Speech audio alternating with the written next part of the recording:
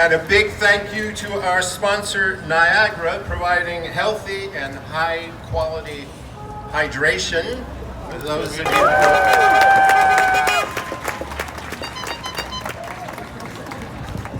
Now, John, before we invite you to the stage, let me tell all of you a little bit about our honoree.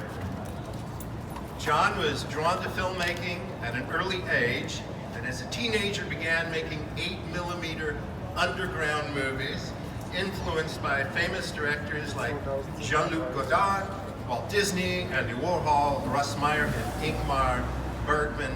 Those are pretty good influences. Hailing from Baltimore,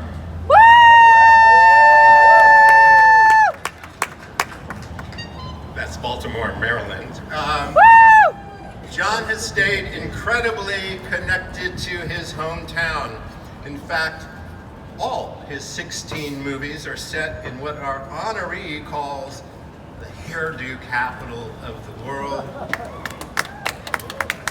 Or truck drive me on by before I mention that one. Female Trouble.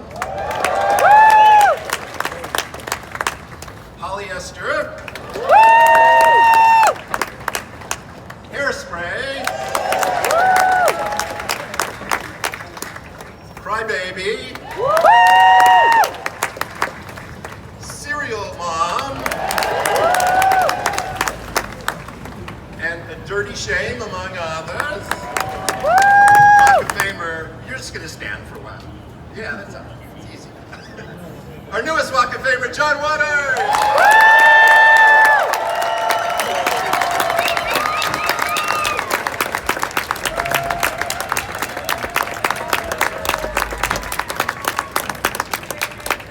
I have this observation. John Waters has been a director so long he does not take direction.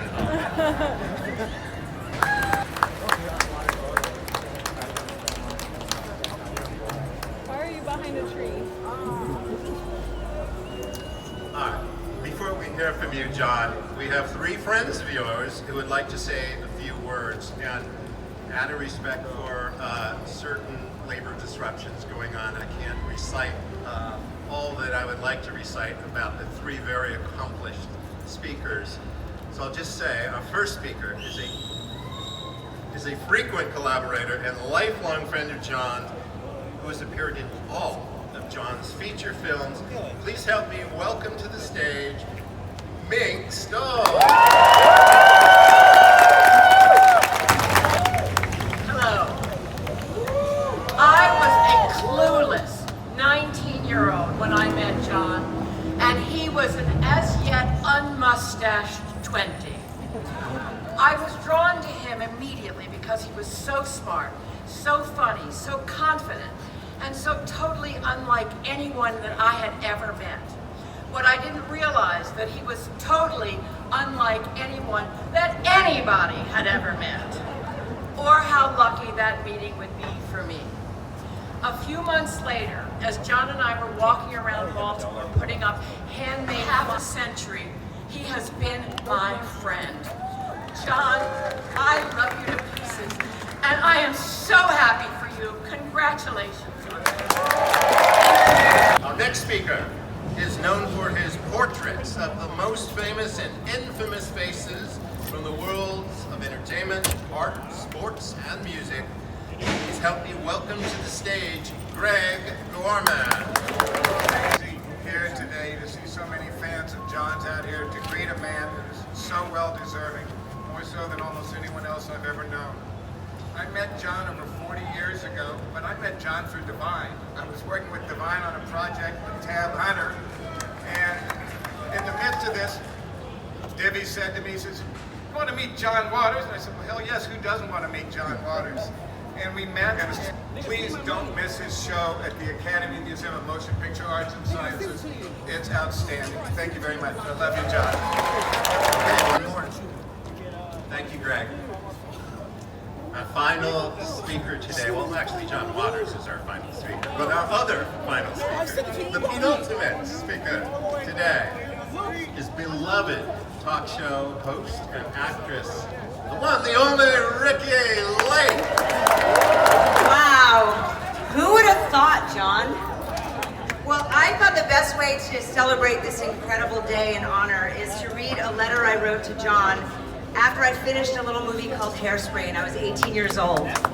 It also happens to be in the museum, the Academy Museum, but I'm going to read it for you today. Dear Mr. John Waters, just a quick note to say a few parting words. First of all, thank you for giving me the greatest experience of my life. I realize you took a big chance with me, and for my sake, I'm sure as hell glad you did. I love you like a brother, father, director, friend, savior, even lover. Well, maybe not lover. However,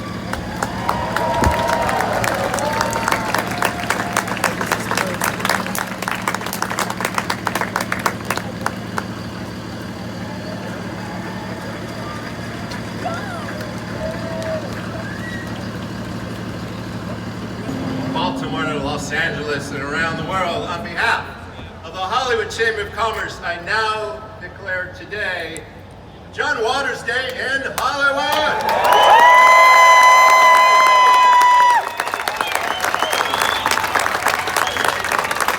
The microphone is all yours. Thank you.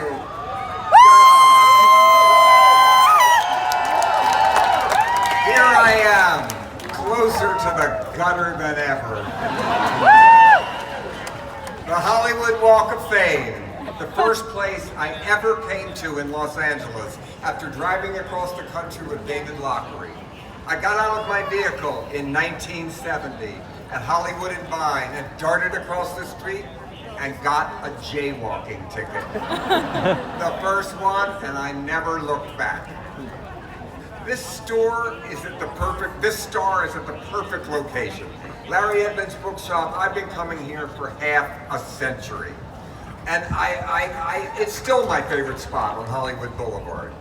I'd like to dedicate this wonderful honor to my parents. And we're gonna put that on the star when I do the pictures. Yeah, show it please. Yeah. To my parents, Pat and John Waters, who, despite being horrified by my early films, and some of the late ones too, encouraged me to continue because I guess they just thought, what else could I possibly do except be in show business?